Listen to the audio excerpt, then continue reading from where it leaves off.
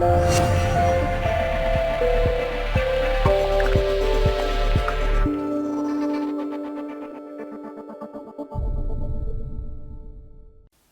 Gary Simon of DesignCourse.com. Today is February 7th, and we are going to look at Parallax.JS. So what is Parallax.JS? Well, basically, Parallax is a new sort of front-end web design technique that offers some interesting user interaction with websites.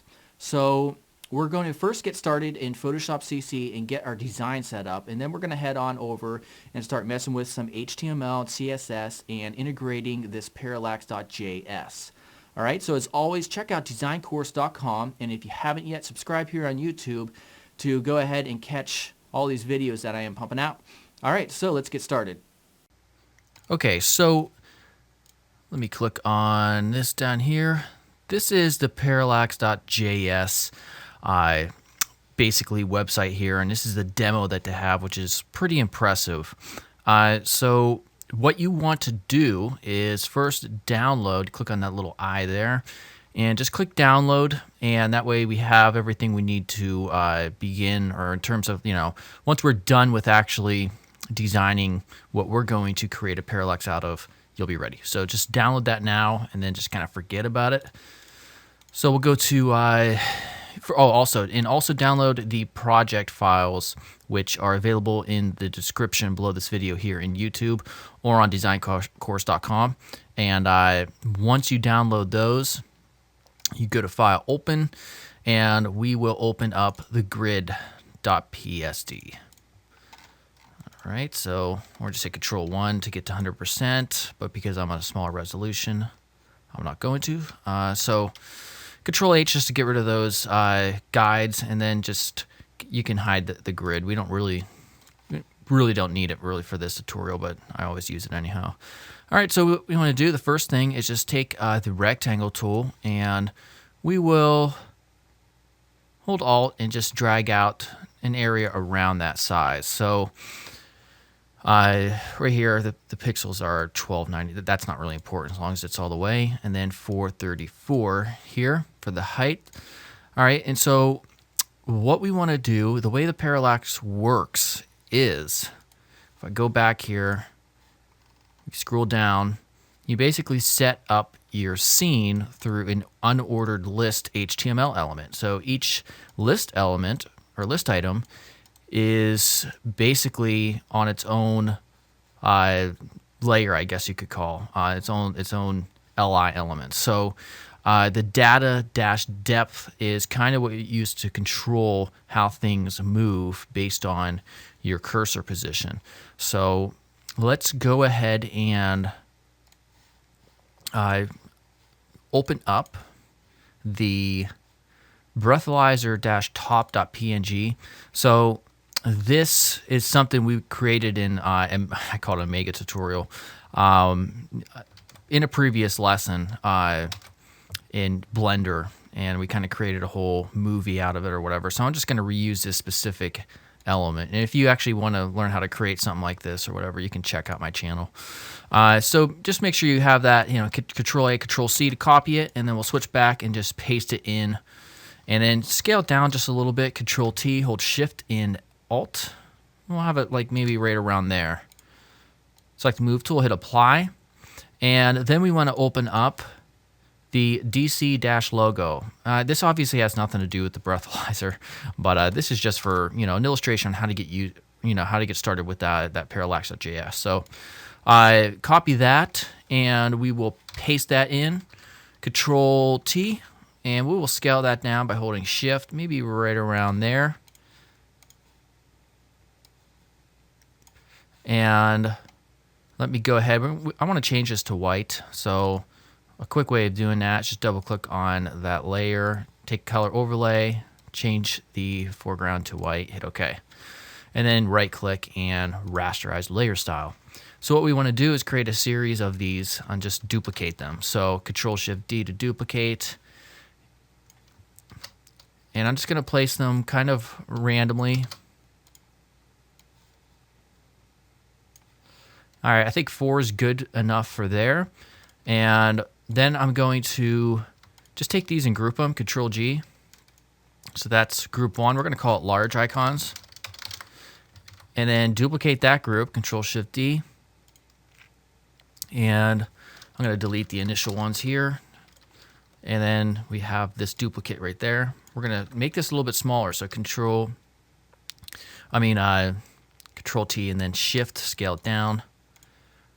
And then also take the opacity down a little bit. And then go to Filter. We'll go to Blur, Gaussian Blur. Yeah, right around there is good at 2 pixels. We'll hit OK.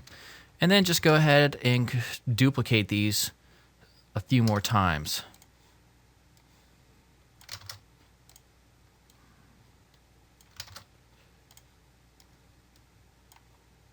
I think right around there is good.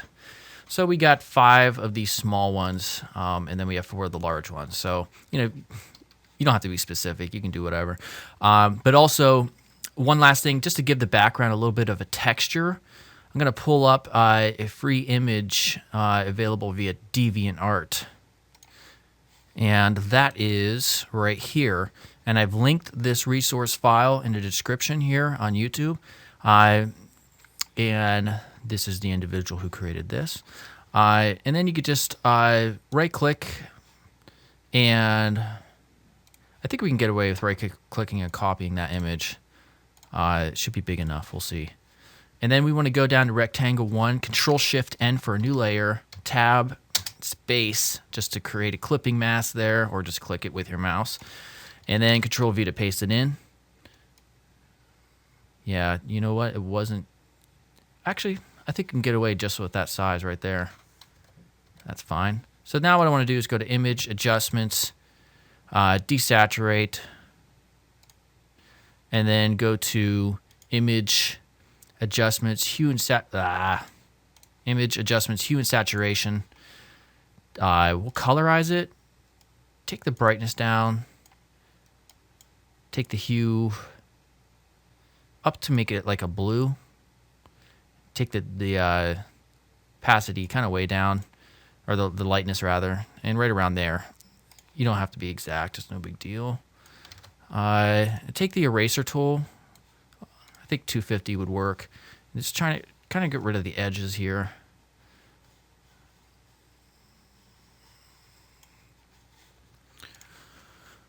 All right, that's fine. And all right, so that is going to be it for the actual design portion. So what you want to do now is go ahead and take our large icons folder and hit Control-E, and that basically flattens everything into its own layer. And then the small ones, really, I didn't really rename that, just hit Control-E as well. So now these are on their own layer, and these are on their own layer as well. So first thing, I'm going to take the this Baxter, the blood alcohol content layer, Control-A, Control-C, Control-N for a new layer, hit Enter, and then paste that in. And then we're going to File, Save for Web. So you can go File, Save for Web, or do the shortcut as I like to do. And then we're just going to leave it at 24, PNG 24 with transparency enabled. Hit Save. And where am I at? Yeah, I didn't save that in the right location. So these are all my project folders for this year right here. All right, so if you downloaded the project files, I kind of already had the file structure for you. So save them in images. And I never got rid of those. So I'll just overwrite them, because I already went through this tutorial once just to make sure I got it down. And then what we want to do is come back here, Control-A, Control-C on the large icons, Control-N, Control-V to paste. Can't really see it because it's transparent. Oh, and also when you go to Control-New, make sure background contents are at transparent. All right, and then save for web, leave it with all the same settings, and we're going to call these are the large ones, right? So large dash logo, it's going to replace mine. And then also take this and just hit Control-C, Control-N, Control-V to paste, save, and make that small dash logo.png. All right. And then finally, the one last thing we have to do is save the background. So I'm just going to hide those 3 layers, and I'm going to kind of just take that rectangular marquee tool and hit edit, copy merged. Control N, enter, Control V to paste, save for web. We'll change this over to JPEG because otherwise, if you leave it at PNG 24, you're going to get a massive 250K image. Whereas you go to JPG, take the quality down a lot to around 55%, and you're only at 20 KB. So we could save there, and we'll call this bg.jpg. Replace that. Okay. All right. So now we're ready to actually get started with the coding portion. So get out your favorite HTML editor or whatever you want to call it. And I'm using, let's see over here, I'm using what is called Sublime. This isn't lined up with my window. There it goes. All right. So if you opened up the project files that you downloaded from DesignCourse.com, there's an index.html, and that's what I'm currently open. So right now I use Sublime Text 2. It's not free, but if you don't have the cache or whatever, you can always use Notepad or any type of character editor to do all this. So it's no big deal. So just to explain what's happening here, we're just opening up the HTML and in the head portion. We have let's see here. This here is 1140.css. That's kind of what our grid in the Photoshop was based out of, and that's just kind of a real minimal responsive framework for HTML and CSS. And then we have custom.css here. There's nothing in there. This is where we're going to add just a little bit of CSS, not much. And then we have jQuery down here. You know what? We don't even need jQuery, so you probably won't see that because I'm going to delete that before we start it. And then also, we don't need this either. This is from our previous tutorial, so don't mind that. Yeah, all this stuff. Blah. All right, so what we want to do to get started here is we're going to put a div ID equals BG as in background, and then just close that up. So what this is going to be is this whole container right here along with this image. So we'll specify that in CSS. So let me go back here. Now inside of it, we're going to put div class equals container 12. And that is a part of the 1140.css container 12. That means 12 columns long. And so everything will be kind of centered inside of this class right here. All right, so now what we want to do is put our unordered list. So ul id equals scene. Close that tag right there, and then we'll come in the middle. And then this is where we're going to put 3 different list items. So li class equals layer. ID, well, we're not going to give it an ID just yet. I'm going to start out just with this. So data-depth, and this is from the Parallax.JS, equals 0.00, and then we'll put the image for the actual breathalyzer. So images /breath.png, and then close that li tag. So images, we have that breath. This is the let me go back over here just to reference this. This is where that's going to go. And then we have 2 more, one for large and then one for small. So let's go ahead and go back here. I'm just going to take this li there and just paste that twice. All right, so the depth is going to be a little bit different on this one. This is going to be, I'm just going to try 0.4, and we'll change this to large logo. And then this one's going to be 0.8, and this is going to be small dash logo. All right, so right now, all of this, if we were just to try to view this in the browser, it wouldn't work correctly because, one, we don't have the CSS for a background or anything, a div, and also we don't have this the Parallax.js hooked up yet. Yeah, I just had a phone call and it screwed me up. I had to pause. All right, so now down here is where we're going to specify the part where we connect the whole Parallax.js. So if I bring up the info page, sort of, there's an example when you downloaded that. Let me go to here. When you download this, it opened up off screen. 1 second. And you open up that zip file. We have examples and we have simple.html. And if you do right click and just view source, if I can get that up, yeah, view page source. Down here, the way I have it added is just right here. So I'm just gonna Control C to copy that, and we will minimize this, and then I'll just Control V to paste. So right now we have deploy, and then that's Parallax. I'm using the min version, the minimum version in terms of size. So we have to change that to min. And also this isn't a folder down, it's just right up there. And so we can get rid of those 2 dots and a /. And then var scene is right here. This is where you specify the actual scene, the ID scene here. And then we don't have to mess with anything else. All right, so now what we want to do is I'm going to save this.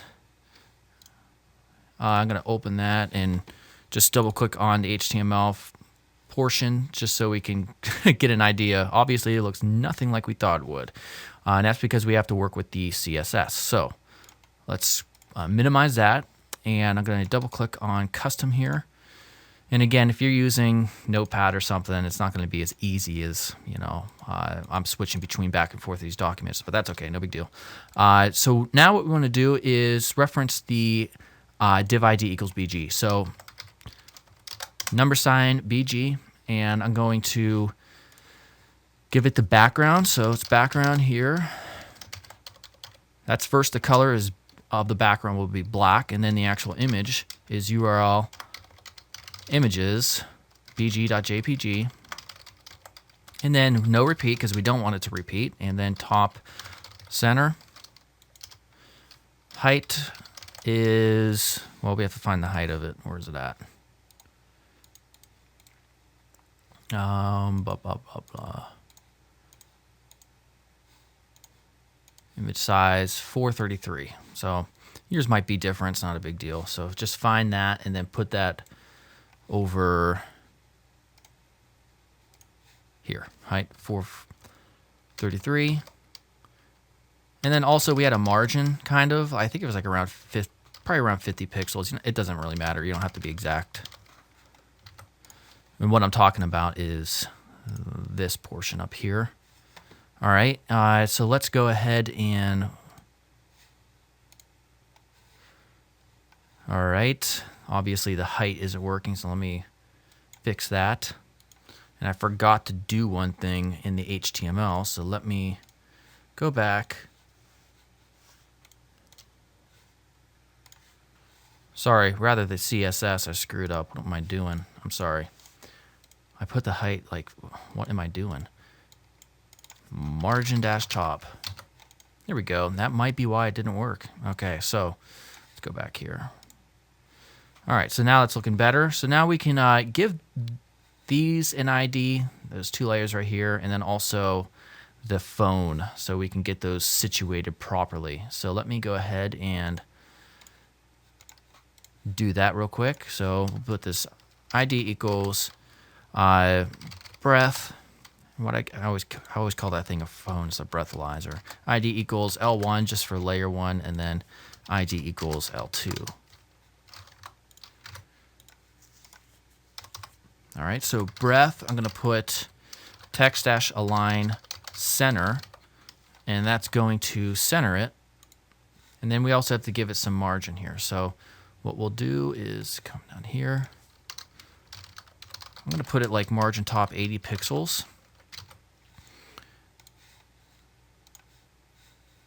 All right. Now the way that the images were constructed, there's a little bit too much space here. Now you could remedy that in 2 different ways. You could probably just add another one of these or one of these over here. And that way it's filled out a little bit more. Or you can just adjust the margins with CSS. So we could do L1, margin left, 50 pixels. Let's just first actually see what that does, if that, you know, maybe fixes the issue a little bit more. And it does look a little bit better. But what I probably really would have done is just put another one right here. That way it's kind of, there's not like a blank area. So we can see it's also a little, it works kind of responsively, but I probably use z-index to make sure that this stays on top with CSS. But yeah, that's basically it in terms of making, you know, a cool kind of cursor-driven interactive effect for your web designs. All right, so as always, you check out DesignCourse.com, and if you haven't yet, subscribe here on YouTube. I'm doing a video tutorial every day of 2014, and I will see you tomorrow with a new one. All right, goodbye.